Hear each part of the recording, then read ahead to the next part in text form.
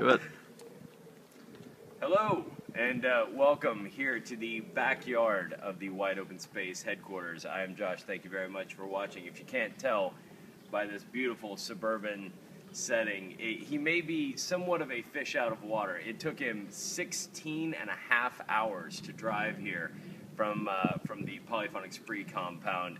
My friend, Mr. Tim Delaughter. How are you, sir? I'm good, Josh. Thanks for having me here. Yeah, you're quite welcome. As I was telling you earlier, we do have to be careful. There is a bobcat next door that may not be a Spree fan that may come over and cause a little havoc. You know, that's all right. I've been known to tame those things just by taking the glasses off and looking at Just them. give it the stare. You Yeah. know, if you can get rid of it, the wildlife people won't come and get it. So if you can get rid of it, you can take it home to the kids. And it's got cubs, I think, so you can take it home. And I'll hypnotize that thing. He'll be doing yard work for you. he needs to do yard work here. Don't show the yard because I haven't mowed in almost a week. So, Yeah, there was a rabbit over there a while ago, nibbling on some grass. That rabbit's probably going to be bobcat food fairly soon, if I had to guess. So I wanted to have you up to the Wide Open Space headquarters here to talk about all kinds of good stuff. Most importantly, a new Polyphonic Spree record. Yeah, it's been a long time. It has. So when is it coming out?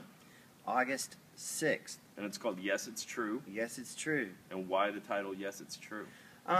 It's something everything kept leading up to that. Yes, it's true. Yes, Polyphonic Spree still a band. Yes, we're having another record. Yes, we're going to go over here and play this show. And it just kind of worked out that way. Julie kind of came up with it. Well, you know, something I've always wondered about Polyphonic Spree is how are the songs written? Because, you know, when you listen to a Spree record, this one, which is fantastic, which I've been listening to quite a bit I know week, there's a few songs on there I figured you'd fall in love with. There's pretty much every song on that record I've Cool. fallen in love with. I love this record. But you Cool. know that I've been a Spree fan since day one. Yeah. And but I've always wondered kind of how the genesis of those songs really starts. Is it, oh, I just wrote this on an acoustic guitar, and then it's, you know, Van Dyke Parks after that, where Right. it's just nonstop symphonies and choruses and everything else.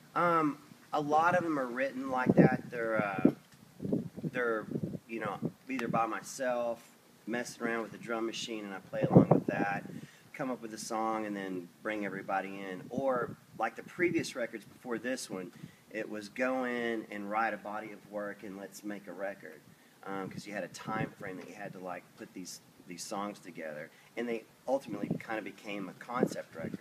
This record's different from all the rest of them because we had all this time period between the Fragile Army and this one. I went off and did Preteen Zenith, spent a couple years with doing that. Then I did some one-offs. We would go play, Polyphonic Spree was still playing shows, but then we put out a couple of singles. We put out What Would You Do and Bullseye, I think. And then it was like I just started writing songs. I wasn't on a label. We were on Good Records.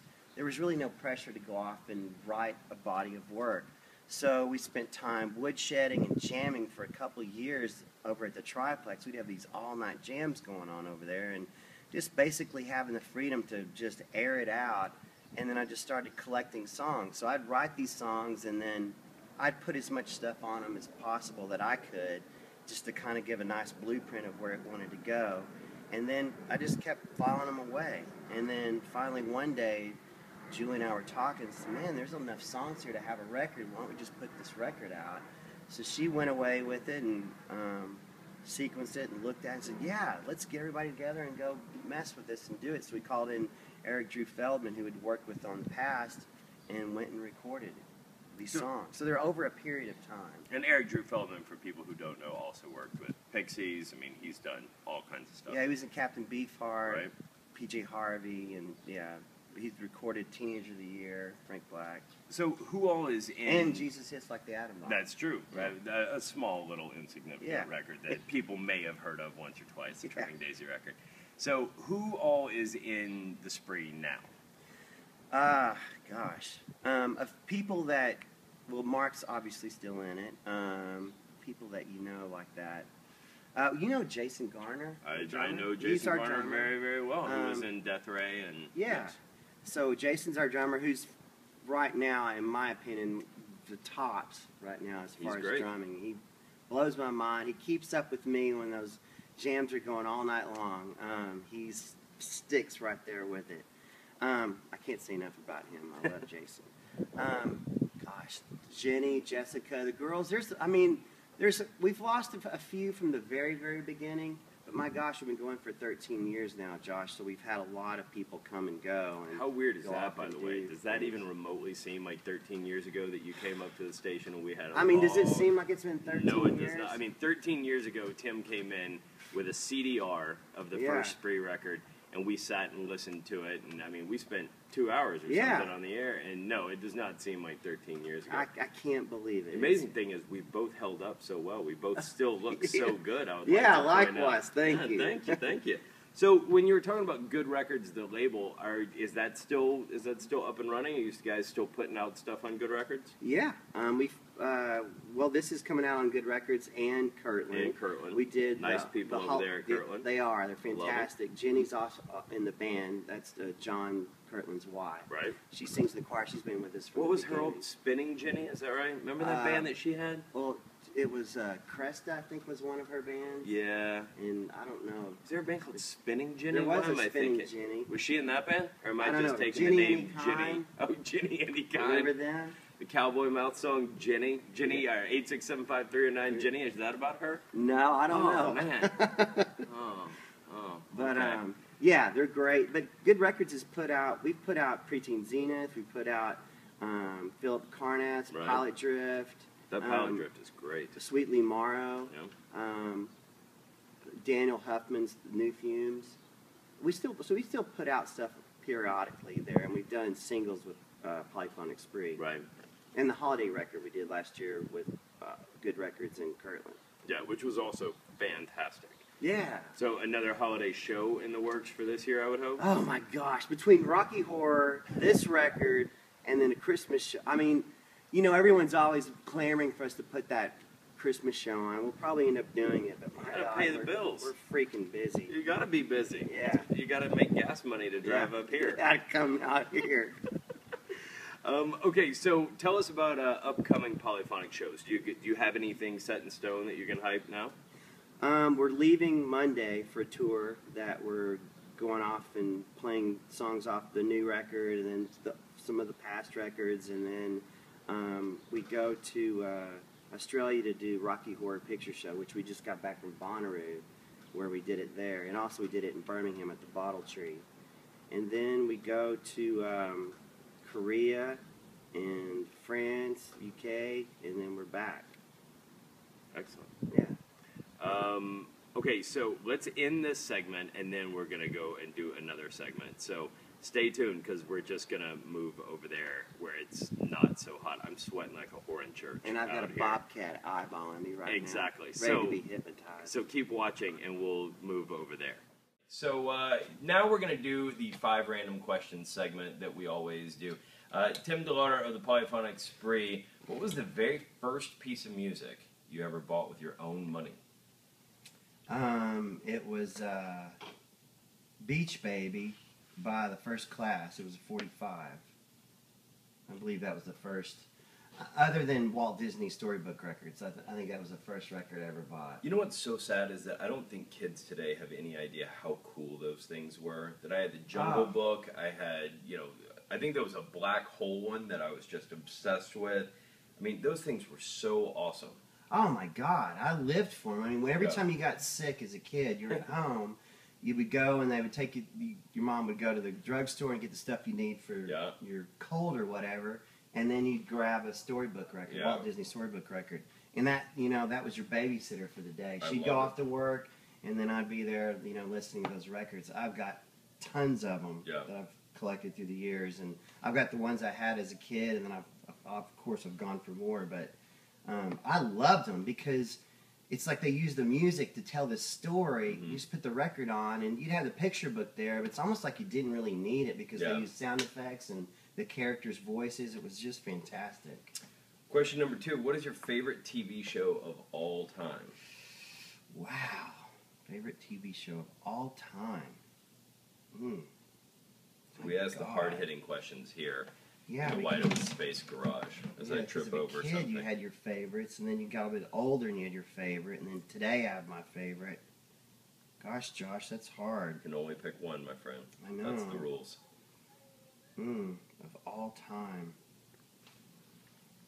Wow. That's a really hard question. Let's see. How about... The Bobcat's going to get us if you don't come up with an answer. I know. It's so unfair. The garage That's is an unfair open. question. That means that the Bobcat could come in at any That's like time. asking me what my favorite record of all time. I can't tell you that. Don't you ask me that. I can't tell you that. That's the next segment. I can't do that. All right. What is your favorite TV show as a kid, and then what's your favorite TV show now? Okay, as a kid, All I'd right. say that I couldn't go a day without watching Gilligan's Island. I loved it. I like the fact that they were stranded on this island. I like the escape part about it, you know, and I thought that was really cool, and how Gilligan always messed up was really great. So You know, it's funny that nobody ever got pregnant on that show. I know, especially the Ginger on there, and I'm a and Ginger Mary guy. Ann. I know, there's people, you're a Ginger or Mary Ann. I'm Yeah. a Ginger guy. But you know that there had Yeah, to be the some professor had to nefarious- be sleeping, You gotta sleeping in the old back door. And, Yeah, she must have brought a ton of birth control on that Exactly. trip. but I always loved that. Okay. And let's favorite see. TV show now? Now, oh man. And I hope that he does another season, but Curb Your Enthusiasm is just my all-time favorite. Yeah, I that's love amazing. that show. Who's your first girlfriend, and how did that end? My first girlfriend. My first girlfriend was a girl named Jennifer, and this was in elementary school at Lakewood. I went to Lakewood, and my kids went there. Nice. But this girl, I was just totally smitten with her, and I bought her this necklace that I got at the fair that you could get your name put on. It was just a round circled medallion, and you would go and get subscribed on it or whatever you want to put on there, and scripted on it. And so I gave her the necklace, and I gave her like $4 to go get it scripted on, so she'd maybe hopefully put my name on it. And like I think a week later, and I just was head over heels with this girl, and like a week later, she broke up with me and gave me the necklace back with it being empty, and she kept the $4. Oh. So that was like Horrible. oh man, that just was a punch, you know. Horrible. All right. What was the best concert you've ever been to in your entire life? Wow. Gosh, Josh. I'm telling you, ask the hard-hitting questions. Nobody wants to know, easy questions. We can read all those in past interviews. Yeah.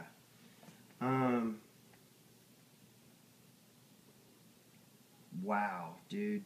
I've seen so many shows. But one of those ones that always comes up is like, God knocked me out. It was The Cure, Kiss Me at Reunion. Yep. That just, that's one of the ones that keeps coming up. It's like, I've seen a lot, and there's a lot of great ones that I've been to that I've been floored by. But when you ask me that, that's kind of one of the first ones that pops up. They're always good luck. Yeah. All right, last question. If you could have been 17 years old at any point in history, what year would you pick?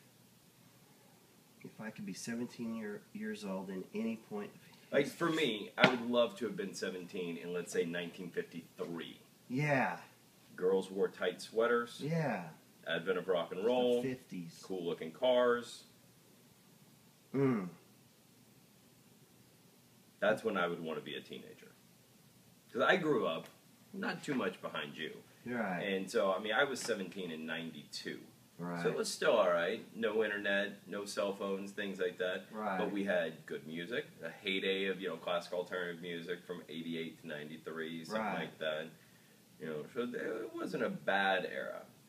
There's definitely something. The way that they portray the 50s is, you can certainly idealize with a lot of the things that were going on. It seemed like a really innocent time, Safe time. Yeah, really safe. Like you could just kind of I think they still had bad wander stuff. around, Yeah, I think they still had bad stuff. But maybe without a 24-hour news channel, you didn't know how bad the stuff was. Exactly. You know. I kind of go back there to the 50s. I'd join you there. There we go. All right, so Tim Delaughter, thank you very much Thank you. for making the trek. Yeah. for coming up here today. You bet. And for being a good friend all these years. Yeah, likewise. Thank you. New Polyphonic Spree record comes out in August. Polyphonic Spree going out on tour. The album's called Yes, It's True, and you need to buy it because I've already heard it. It's phenomenal as per always. Woo! See? Yeah. I would already say that even if he weren't here.